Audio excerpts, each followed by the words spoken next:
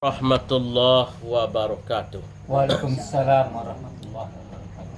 Alhamdulillah alladzi khalaqal mauta wal hayata liyabluwakum ayyukum ahsanu amala wa huwal azizul ghafur.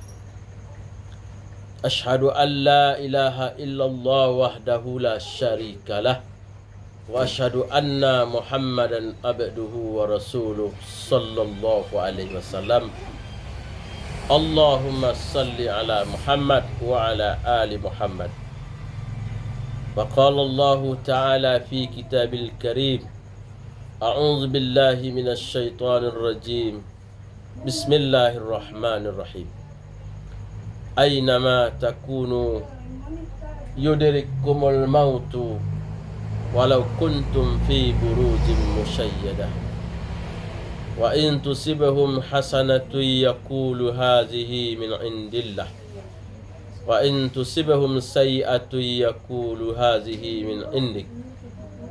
Kul kullum min indillah fama li haula'il qaumi la yakaduna yafqahuna hadisa. Jamaah yang berbahagia, apabila kita ditimpa musibah, ujian, cobaan, kematian, maka hendaklah kita membaca inna lillahi wa inna ilaihi raji'un. Kita datang dari Allah, akan kembali kepada Allah. Itu obatnya ketika datang musibah, obat daripada ujian, supaya kita sabar. Ujian hidup kau memang banyak macam, perlu buat sabar. Memang menyuruh orang sabar tu mudahnya. Sabarlah pak, sabarlah bu, sabarlah tek, sabarlah kak, mudah. Tapi cuba lo dawak ba rasul. Cuba lo dawak tibu. Awak ceramah ke orang, sabar ya bu, sabar ya pak. Mati amak, sabar ya tek, sabar ya pak. Mati suaminya, sabar ya bu. Mati ibunya, sabar ya bu. Mati apaknya, sabar ya bu. Kira tiba dah mati dah pak rasul. Yo, bis goyang di mana ya? Ambo lah marasun bana. Ambo cok peitazia, aku ceramah-ceramah kemari. Bolehlah kecen dalam seminggu tu jarang memperai. 5 sekali seminggu tu ada. Kira tiba dah ambo ujian. Mati dah pak. Ujiannya berat, sabar tu berat. Maka perlu awak kuatkan diri awak. Kuatkan diri awak. Jika awak diuji meninggal ayah awak, dan disediakan tu bukan kedek kepergian tu saja ndak. Bayar pak awak hidup, masih hidup, amak awak tinggal. Amak awak tu nak buat sedian. Apalagi kalau surang setinggalnya, tak ada yang menjagonya. Cubalah rasul. Pasti berat. Atau lagi banyak anaknya, tapi anaknya pun tak ada mau tahu tu. Pak rasul. Lagi banyak anak tapi tak surang pun yang peduli. Ada orang itu. Bangganya dia anak dah berhasil. Dimana kini Jerman, dimana Australia, Amerika, tidak ada di Palestina ni. Takui mati. Tapi ketika sakit amak kau, tak ada anaknya tu yang bisa membantu dan menolong. Sehingga sampai ketika satu maut tu sabui-sabui anaknya jadi. Anak dan di situ, anak dan di situ, tapi tak seorang pun yang bisa pulang. Itulah ujian dalam hidup. Berat. Ujian tu banyak. Ada harta benda ya. Payah bawa mencari rezeki tu. Tunggang langgang bawa mencari rezeki. Tunggang pukang kecil pun somat. Tunggang pukang je. Pagi-pagi pulang malam, malam pagi tiba pagi. Nak tahun 2 hari dia mencari bukti. Sabar. Pokok lain manggari jawab rezeki Allah, Allah nak bagi. Sabar awak. Dulu masalah banyak. Sudahlah awak hidup payah tu awak cakap lah je suami isteri. Bertangkar lah di rumah. Tambah lah musibah. Sudahlah awak payah rezeki awak bercakap suami isteri, anak melawan lo. Tambah lah musibah. Telefon dia guru sianu nak masuk dia. Lagi pergi sekolah tadi mau nasi. Besi nasi lanjut lagi nak do tiba dok cikgu. Tambah aja musibah. Pergi karajo, tiba karajo bercakap lagi ke kawan-kawan sama karajo. Tiba di rumah tangkar je bini. Waalaikumsalam. Itu ujian ni duit nama tu jadi duit. Apa doa sabar. Jadi di dunia ko awak pasti diuji oleh Allah. Siap-siap salah. Jamilah ilah tak ada cerita tu. Orang ketek, orang gadang, orang tua, orang miskin, orang kaya sama diuji di Allah sadonya. Diuji oleh Allah. Maka siap-siap awak. Jadi kalau awak nak ni diuji jangan duit. Mati saja aman. Tapi kalau awak masih duit, awak akan tetap diuji oleh Allah. Diuji oleh Allah. Jadi baca caranya supaya awak kuat. Bacalah ayat itu. Kolah menurut ulama tafsir, kalau awak diuji oleh Allah, langsung saya baca ayat tu.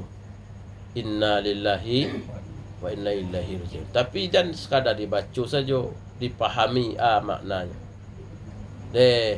Iyalah awak datang dari Allah. Pasti awak kembali. Harta datang dari Allah, kan kembali. Jadi sadunya kembali.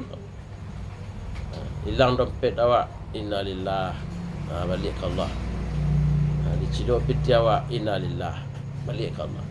Tapi kalau ndak gila dia, awak pergi fikir je, hanya ndak juga balik.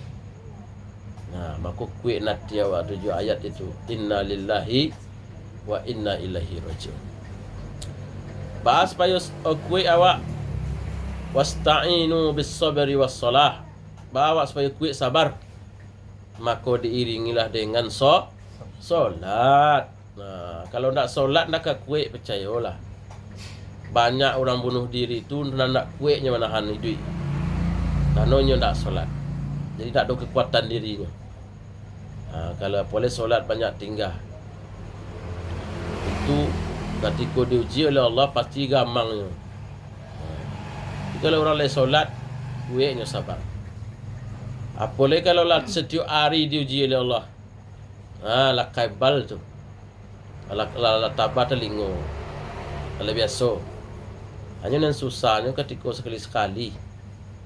Sama je orang sanang, pangkat tinggi, jabatan tinggi. Kira jatuh. Tu baru tu. Tapi kalau ialah orang lah biasa susah, jadi diuji Allah lah kebal.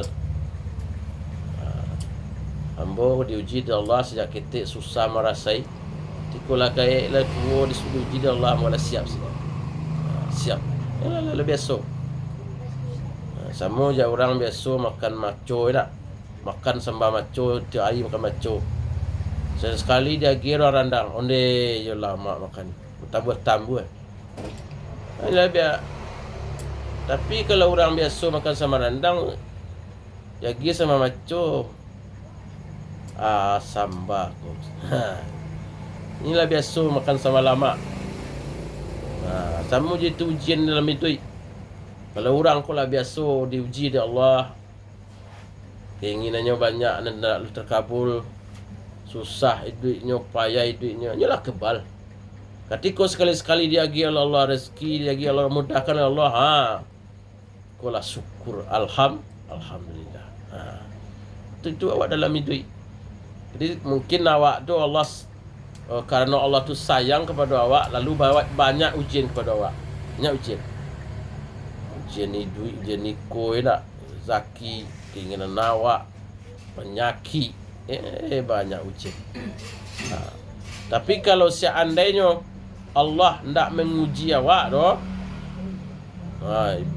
Itu sanang kayu ke cita-cita awak tak capai sedonya. Kingin awak termakbul.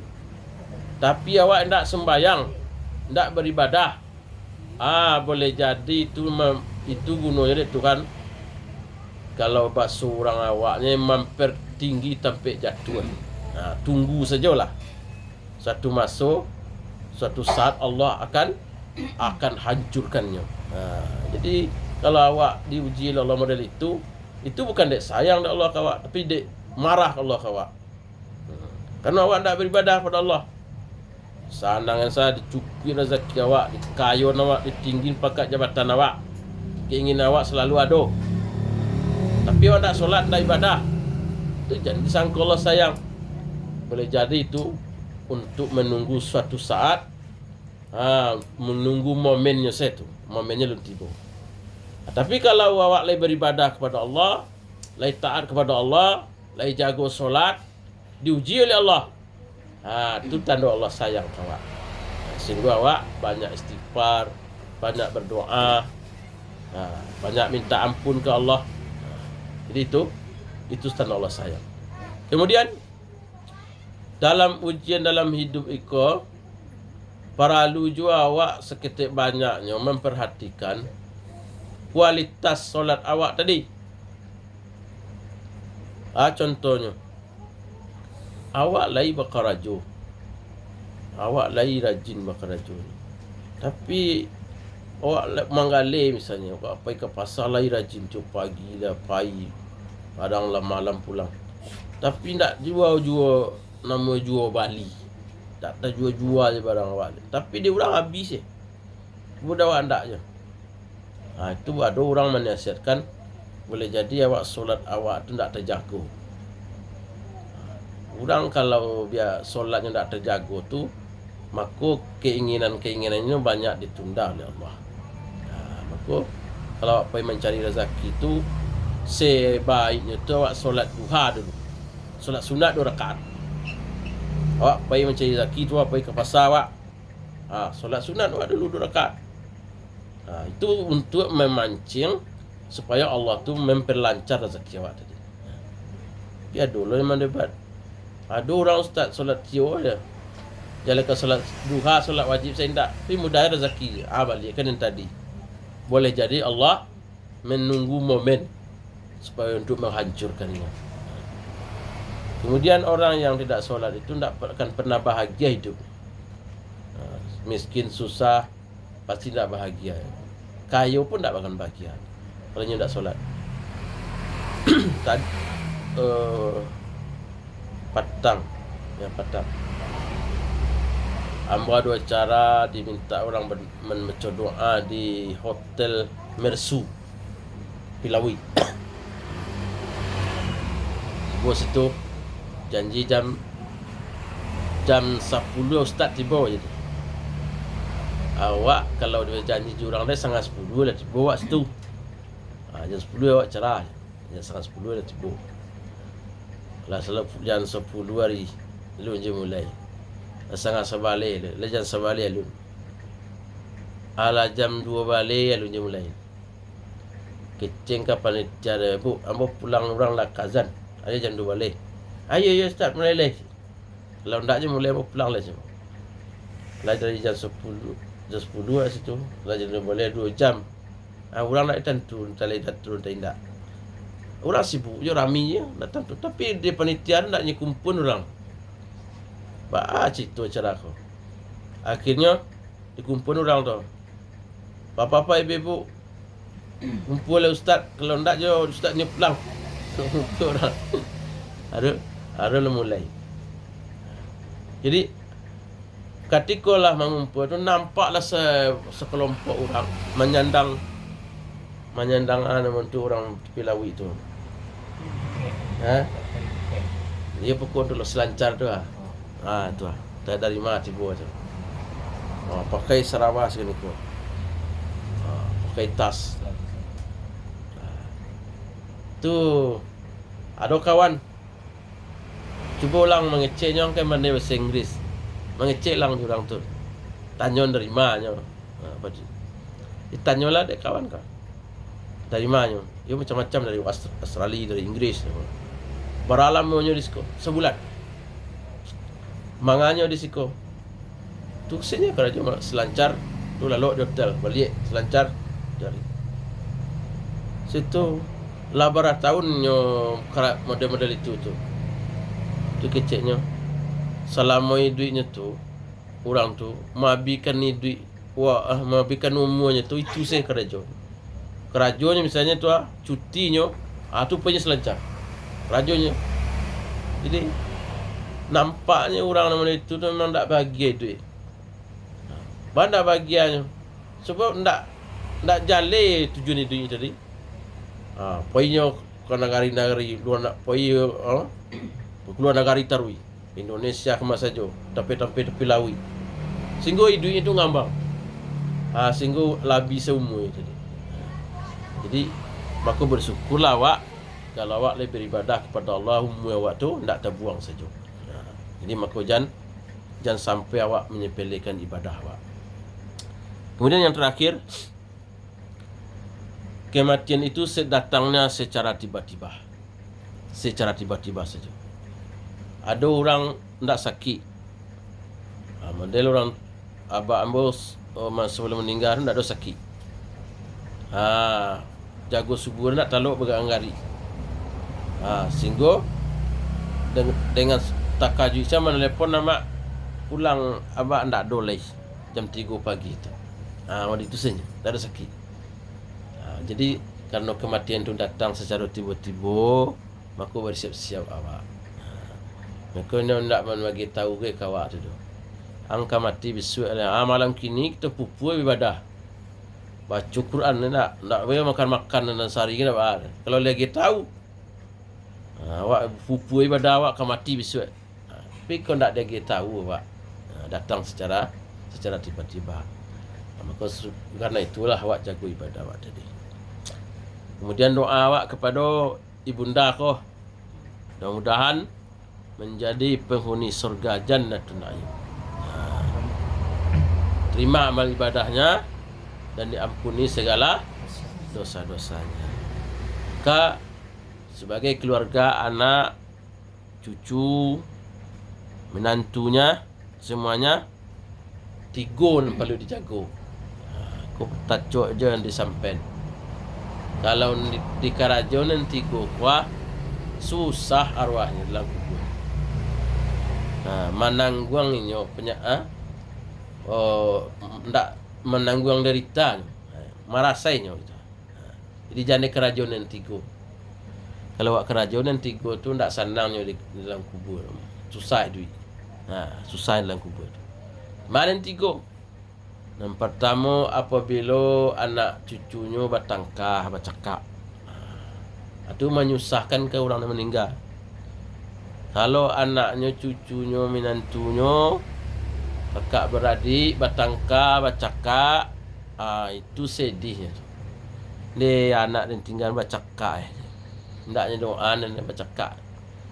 Jadi itu jangan sampai awak keluarga yang ditinggal tu jago silaturahim tu. Jangan awak sampai bertangkah. Inyo awak bertangkah ko biasanya bukan dek ndak ada. Kebanyakan orang bertangkah tu karena dek ada. Cubalah kalau sama-sama ndak ada awak sama tersabarnya, sama-sama cari, ndak sama dicari.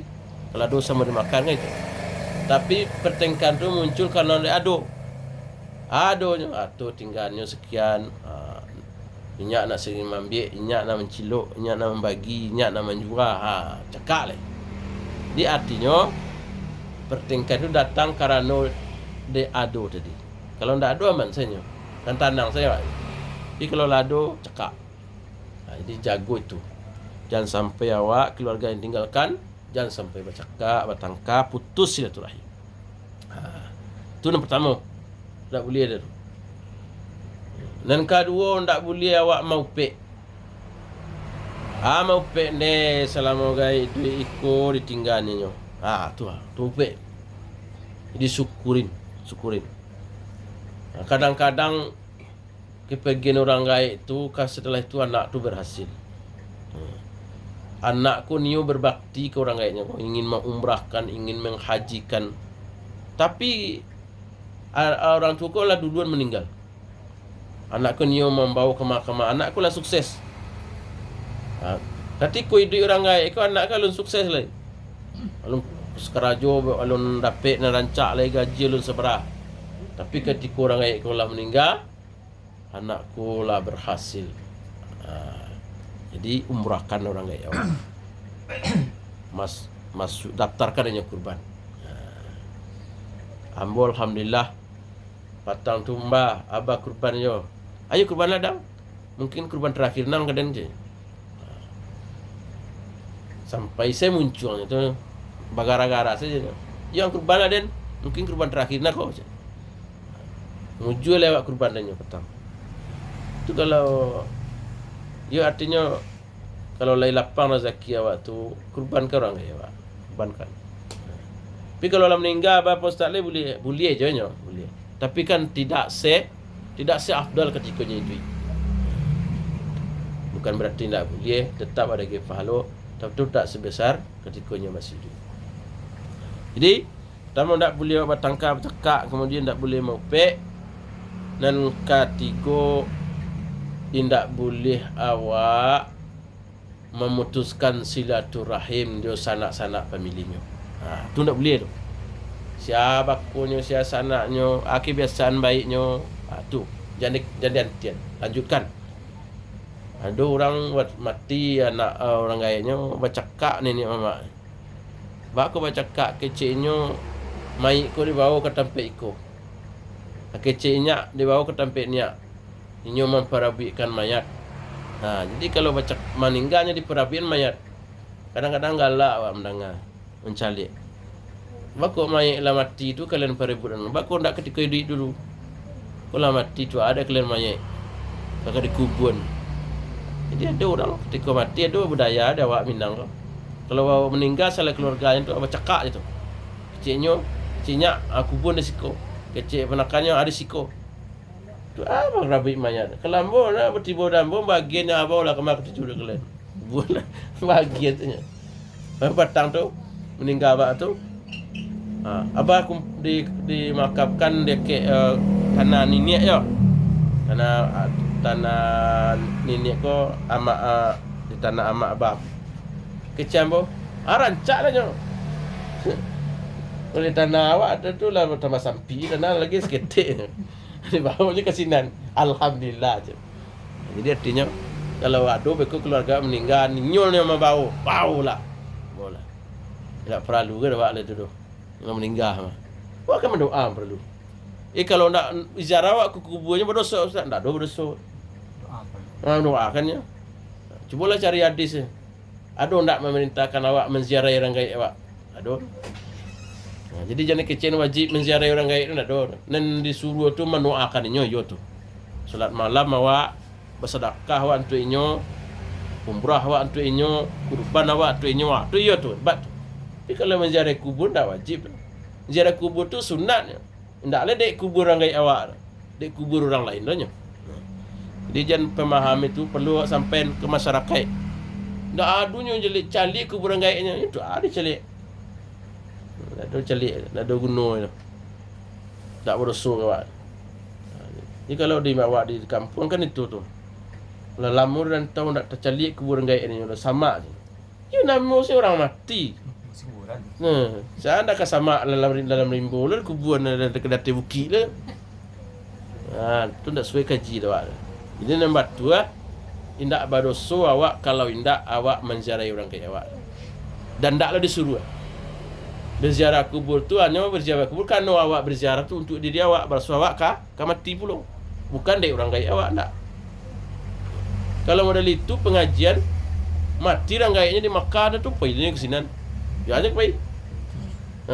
Jadi itu sampai juga ke masyarakat awak, khususnya lah mendengar pengajian niko. Menziarahi orang gaib awak indak diperintah. Indak ada hukumnya. Boleh, indak boleh, ni awak silakan. Indak ni awak ndak ar. Ndak bersuat. Ndak lawak nak drakor. Jadi kecil ndak ziarah kubur tu dia nak drakor ndak ada tu. yang anak durhaka tu kalau awak melawan kenyo yo. Atau ada wasiatnya dulu awak langgar. Tu ya tu. Tapi kalau awak solat malam awak doakan inyo, baca Quran awak doakan inyo, sedekah awak doakan inyo, kurban awak doakan inyo, umrah dan haji awak inyo, tu baru anak yang soleh. Jadi kalau ada orang nyampen tak tiba-tiba ke kuburan tu, lamun tak ada janggut ni kuburan ni doa. Tak ada guna. Kalau awak ziarah kuburan tu awak, maksud awak kah mati. Bukan dek kuburan gaya awak. Ya mungkin itu saja ceramah takziah kita pada malam kini. Kesimpulannya adalah takziah ko sebenarnya menghibur dan mendoa. Menghibur dan mendoa. Mudah-mudahan almarhumah diampuni oleh Allah dosa dan diterima amal ibadah dan dilipat gandakan pahalanya. Masuk surga Jannatun Naim. Yadkhulunaha wa man salaha min abaihim wa azwajihim wa zurriyatihim. Malaikat hendaknya menyambut awak di pintu surga tu.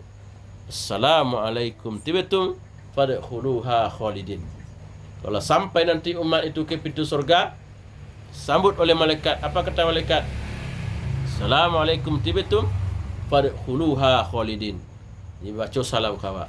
Fadkhulu, masuklah.